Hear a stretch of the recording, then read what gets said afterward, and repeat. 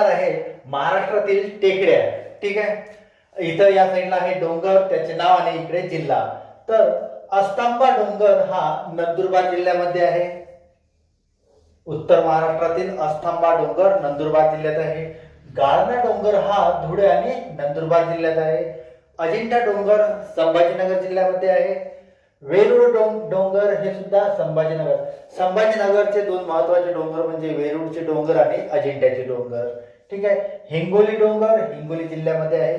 मुदखेडचे डोंगर हे नांदेड जिल्ह्यामध्ये आहे. तर नागपूर जिल्ह्यामध्ये गरमसुरू नावाचे डोंगर आहे. गोंदिया जिल्ह्यामध्ये दरकेसा टेकडी महत्वाची आहे, बऱ्याचदा परीक्षेत विचारलेली आहे. दरकेसा टेकडी कुठे आहे तर हे गोंदियाचे आहे. तसेच गडचिरोलीची चिरोली टेकडी, या चिरोली टेकडीवरूनच याला नाव पडलेलं आहे जिल्ह्याला गडचिरोली.